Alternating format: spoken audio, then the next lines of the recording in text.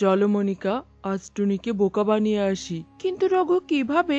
তারপর রঘু তার সব বুদ্ধির কথা মনিকাকে খুলে বলে। বাহ রঘু, তোমার মাথায় তো দেখছি অনেক বুদ্ধি। আচ্ছা ঠিক আছে, চলো তাহলে। টুনি, সর্বনাশ হয়ে গেছে। আমরা পাশের বনে গিয়েছিলাম, শুনে আসলাম তোর মা নাকি খুব অসুস্থ। কি বলছো এসব রঘু দাদা?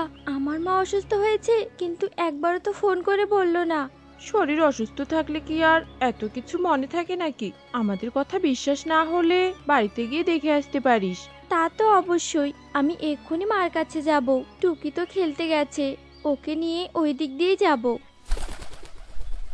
মা টুকি, খেলা বাদ দিয়ে চল, তাড়াতাড়ি তোর নানু বাড়িতে যাব। কিন্তু কেন মা, হঠাৎ তাড়াতাড়ি নানু বাড়িতে যেতে চাইছো কেন? রঘু দাদা আর মনিকা দিদি বলল তোর নানি নাকি খুব অসুস্থ। তাই নাকি মা? অসুস্থ অবস্থায় নানু তো তাহলে খুব খারাপ লাগছে। চলো তাড়াতাড়ি আমরা নানুর কাছে যাই। এরপর টুকি আর টুনি পাশের বনের উদ্দেশ্যে রওনা দেয়।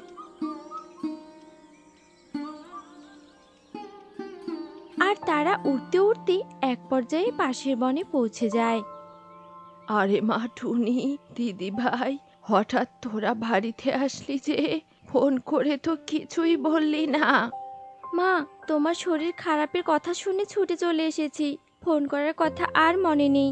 যাই হোক, কি হয়েছে মা তোমার? শুনলাম তোমার শরীর নাকি খুব খারাপ। কই না তো, আমি তো সুস্থ আছি। তোকে কে বলেছে আমার শরীর খুব খারাপ? রঘু দাদা আর মনিকা দিদি বলেছে মা। ওরা হয়তো তোর সঙ্গে মজা করেছে। যাই হোক, এসে ভালোই করেছিস। আমাদের বনের বন প্রধান আমাকে অনেকগুলো দানা খেতে দিয়েছে, কিন্তু এত দানা তো আমি খেয়ে শেষ করতে পারবো না। তাই যাওয়ার সময় তুই কিছু দানা নিয়ে যাস। আচ্ছা ঠিক আছে মা।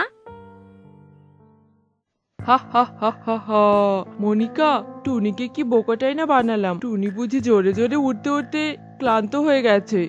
হ্যাঁ গো, তুমি একদম ঠিক বলেছো। এইসব বলে রঘু আর মনিকা হাসতে থাকে। আর কিছুক্ষণের মধ্যেই টুনি এক পুটলি দানা নিয়ে বনে ফিরে আসে। তখনই রঘু ও মনিকার সাথে দেখা হয়ে যায়। কিরে টুনি, তোর মাকে কেমন দেখলি? হাসপাতালে ভর্তি করে আসলি নাকি? রঘু দাদা, তোমরা তো খুব মিথ্যেবাদী পাখি। এভাবে কেউ কখনো মিথ্যে বলে নাকি? আমরা আবার মিথ্যে বলতে গেলাম কখন? আমরা তো দেখেছিলাম তোর মা খুব অসুস্থ, তাই বলেছিলাম। যা এখান থেকে, কাউকে কখনো ভালো কথা বলতে নেই। এভাবে মিথ্যে কথা বলার থেকে না বলাই ভালো, বুঝেছো? তবে ভালোই করেছো, মায়ের বাড়িতে না গেলে হয়তো এতগুলো দানা পেতাম না। দেখেছো কতগুলো দানা নিয়ে আসলাম। এ কি মনিকা, টুনিকে বোকা বানাতে গিয়ে তো টুনিরই লাভ হলো। এবার না লাভ হয়েছে, কিন্তু এরপর আমরা আবার ওকে বোকা বানাবো।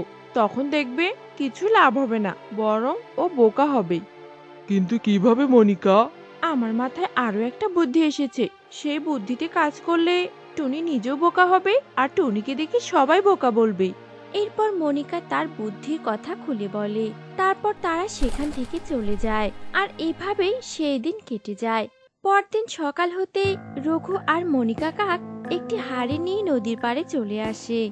রঘু, হাঁড়িতে ভালোভাবে মাটি তুলে নদীর পানিতে রেখে দাও, যেন ভেসে যেতে না পারে। টুনি আস্তে আস্তে মাটি ধুয়ে উপরে ভেসে উঠবে। হ্যাঁ মনিকা, আমি তাই করছি। তুমি টুনির কাছে গিয়ে সব বলে নদীতে পাঠিয়ে দাও। আচ্ছা ঠিক আছে রঘু। টুনি, তোকে একটা কথা বলতে এলাম। যদিও তুই আমাদের কথা বিশ্বাস করিস না, বনের সব পাখিরা নিয়ে যাচ্ছে তো, তাই তোকে জানাতে এলাম। আবার বলবি আমাকে তো জানাও নেই। হ্যাঁ, তা তো বুঝলাম দিদি, কিন্তু কি নিয়ে যাচ্ছে সেটা তো বলবে। আসলে হয়েছে কি, নদীতে জাদুর হাড়ি ভেসে উঠেছে। সেই হাড়িতে অনেক স্বর্ণমুদ্রা পাওয়া যাচ্ছে। তুই যদি নিতে চাস তাহলে এক্ষুনি নদীতে যা। সত্যি বলছো তো মনিকা মাসি? তো কি, তোর মিথ্যে মনে হচ্ছে নাকি? এজন্যই তোদের বলতে চেয়েছিলাম না। যাই হোক, আমি বাবা যাই, একটা হাড়ি নিয়ে আসি। সত্যিও তো হতে পারে রে মা, একটা পাখি কি সবসময় মিথ্যা কথা বলে? বনের সবাই যেহেতু নিয়ে যাচ্ছে, আমিও একটা হাড়ি নিয়ে আসি, তাহলে আমাদের অভাবের দিন কেটে যাবে। দেখো মনিকা, টুনি নদীর দিকে হাড়ি নিতে যাচ্ছে। হা হা হা হা, বোকা টুনি। চলো আমরা বনের সবাইকে এখানে ডেকে নিয়ে আসছি, সবাই এসে টুনির বোকামি দেখবে। এরপর রঘু ও মনিকা বনের সবাইকে ডাকতে চলে যায়, আর এদিকে টুনি নদীর পাড়ে চলে আসে। ওমা, সত্যি তো হাড়ি ভেসে উঠেছে। তার মানে মনিকা দিদি এবার সত্যি বলেছে। এ কি, হাড়িতে তো দেখছি শুধু মাটি, তার মানে কি স্বর্ণমুদ্রাগুলো পানিতে পড়ে গেছে? এসব বলে টুনি এদিক সেদিক দেখতে থাকে, আর তখনই নদী দিয়ে একটি সিন্দুক ভেসে আসতে দেখে।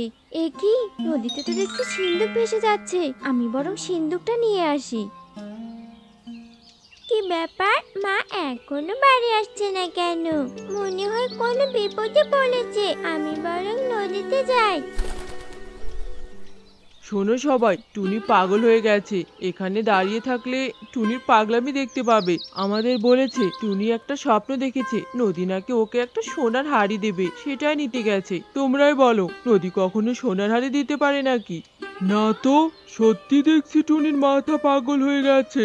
টুনির কাছ থেকে এখন সবাইকে দূরে থাকতে হবে, কারণ পাগলামির জোরে কখন না টুনি কার ক্ষতি করে ফেলে। এভাবে সবাই টুনিকে নিয়ে কথা বলছিল, আর তখনই টুকি সেই পথ দিয়ে উড়ে যেতে সবটা শুনে ফেলে। ও, এই ব্যাপার, আমি আগেই বুঝেছিলাম এই মনিকা মাছি মিথ্যে বলছে। একি মা, তুমি সিন্দুক কোথায় পেলে? নদী দিয়ে ভেসে যাচ্ছিল রে মা, তাই আমি এখানে নিয়ে আসলাম। আর মনিকা দিদি যে হাড়ির কথা বলেছিল, সে হাড়িতে তো কিছুই নেই। মা, আমার মনে হয় মনিকা মাছিরা হাড়িটা এখানে রেখে গেছে, কারণ... তারপর টুকি টুনিকে সব কথা খুলে বলে। ও, এই ব্যাপার, শয়তান মনিকা দিদি আর রঘু দাদা কখনোই ভালো হবে না। যাই হোক, চল এই সিন্দুকটা খুলে দেখি এর ভেতরে কি আছে। এ কি, এই সিন্দুকের ভেতরে তো দেখছি অনেক স্বর্ণ মুদ্রা। রঘু দাদার কথা শুনে নদীতে এসে ভালোই হলো। চল মা, আমরা এখন বাড়িতে চলে যাই। বোকা টুনি, বোকা টুনি, পাগল টুনি, পাগল টুনি। রঘু দাদা, মনিকা দিদি ভালোই মিথ্যে অভিনয় করতে পারো, আর তোমাদের সবাইকে কি বলে এখানে নিয়ে এসেছে সেটাও আমি জানি। আজ আমি তোমাদের আসল রূপ সবার সামনে ফাঁস করে দেব। মানে, টুনি কি সব বলছিস? তারপর টুনি সবাইকে রঘু ও মনিকার মিথ্যে অভিনয়ের কথা খুলে বলে। শয়তান রঘু, নিজে মিথ্যে বলে বলছিস টুনি পাগল হয়ে গেছে? এক্ষুনি এই বন থেকে চলে যা বলছি। তোদের মতো মিথ্যেবাদী পাখির আমাদের বনে কোনো জায়গা নেই। রঘু দাদা, মনিকা দিদি, যাবার আগে এই সিন্ধুকের ভিতরে কি আছে সেটা তো দেখে যাও। তারপর টুনি সিন্ধুকটা খুলে সবাইকে দেখিয়ে দেয়, আর তা দেখে সবাই ভীষণ অবাক হয়ে যায়। এই সিন্ধুক কোথায় পেলি টুনি? নদীতে ভেসে যাচ্ছে, তাই আমি তুলে নিয়ে এসেছি দাদা। এসব দেখে রঘু ও মনিকা আফসোস করতে করতে বন থেকে অন্য বনে চলে যায়, আর এদিকে টুনি স্বর্ণমুদ্রা বিক্রি করে সুন্দর একটি বাড়ি বানিয়ে ফেলে। আর তখন থেকে টুনি মেয়েকে নিয়ে সুখে দিন কাটাতে থাকে। তো বন্ধুরা, আমাদের গল্প তোমাদের কাছে কেমন লেগেছে? যদি ভালো লেগে থাকে তাহলে লাইক করে দিও, আর পরবর্তী গল্প পেতে আমাদের চ্যানেলটি অবশ্যই সাবস্ক্রাইব করো।